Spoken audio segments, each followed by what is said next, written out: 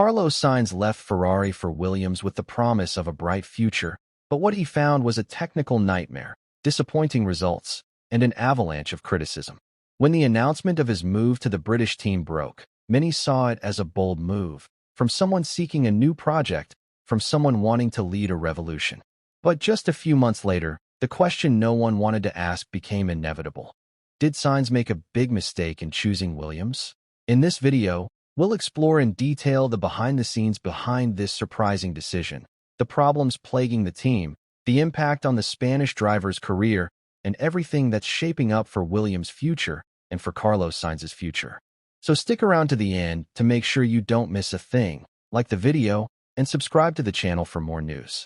The announcement of Carlos Sainz as Williams' driver for 2025 took many by surprise, but not because of the decision itself, but because of everything it symbolized. We're talking about a driver who came from Ferrari, one of the greatest teams in Formula One history, where he won races, clashed with Leclerc, and was seen as a key player in the current generation. Williams, on the other hand, carries a legendary name, but was going through a difficult period, with a project still under reconstruction and a grid position that didn't inspire confidence.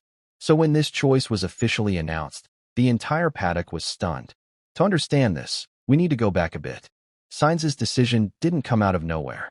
The trigger was the explosive announcement of Lewis Hamilton's move to Ferrari, something that, according to Sainz himself, he found out about through the media, without any prior notice from the Italian team. In recent interviews, the Spaniard revealed that he felt like a virus within Ferrari after the news. His exact words were, "I could be a virus, but I chose to be professional." This sense of betrayal, of being unceremoniously discarded, clearly influenced how he chose his next step.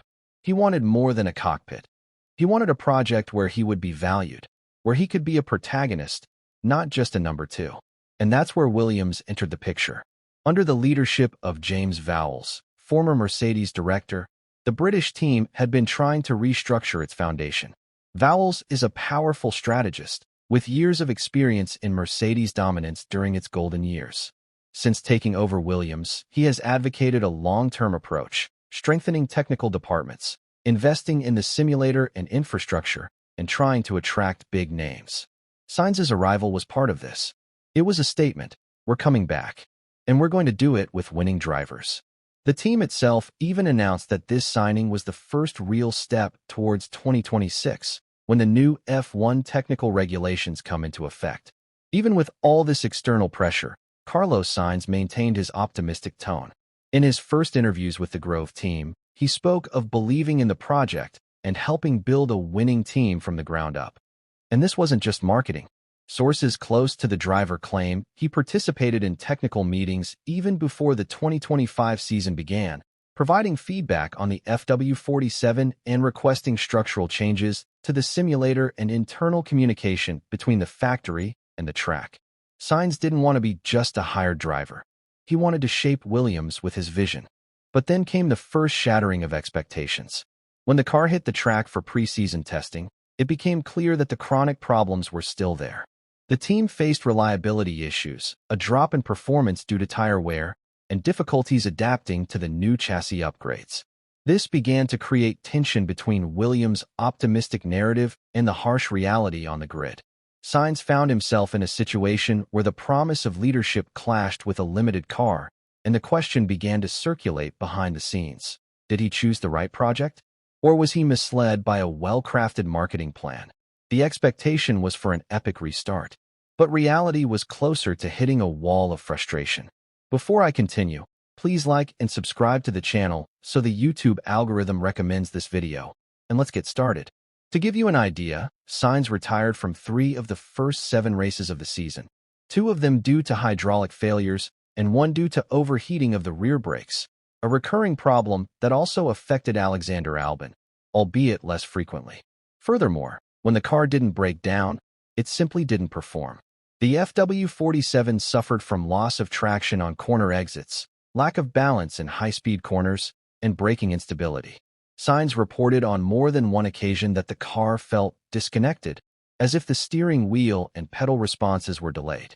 Williams engineers attributed this partly to the new aerodynamic package introduced in the second round of the season, which was intended to improve rear airflow, but ended up worsening the car's behavior in low-speed sections. Meanwhile, Alexander Albon, already accustomed to the Williams' unique characteristics and with a driving style naturally better suited to the FW47, was racking up points and gaining ground within the team. Comparisons between the two drivers became inevitable and unfair in the view of many experts. Nico Rosberg even said during a broadcast that it's impossible to compare two drivers based on performance when one of them clearly faces more technical issues than the other. Internally, Williams knew something was wrong, but a response was slow in coming. Part of Sainz's frustration also stemmed from the team's difficulty in reacting quickly. Williams' factory structure, while expanding, still lags far behind teams like Aston Martin, Sauber, and Alpine. The team lacks a state-of-the-art simulator, and parts production capacity is limited. As a result, any problem takes weeks to diagnose, test in a wind tunnel, and fix on the real car.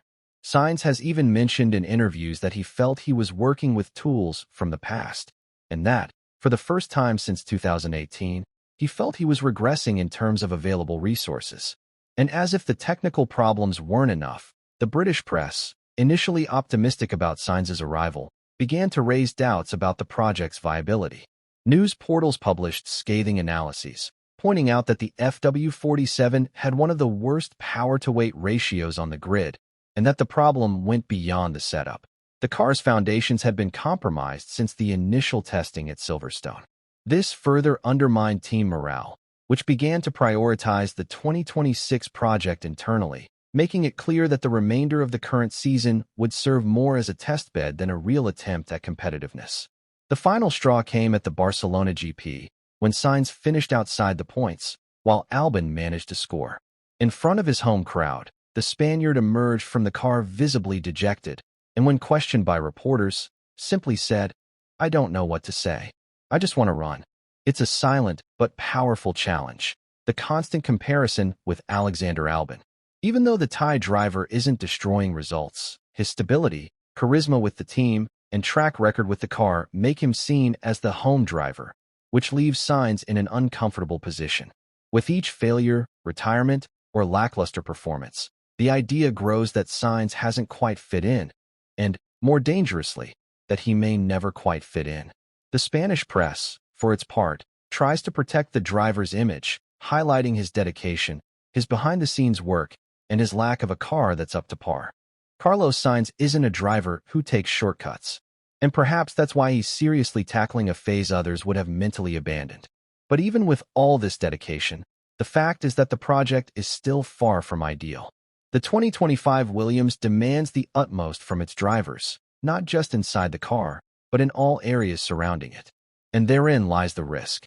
How long will Sainz be able to carry this weight alone? But tell me, what did you think of this video?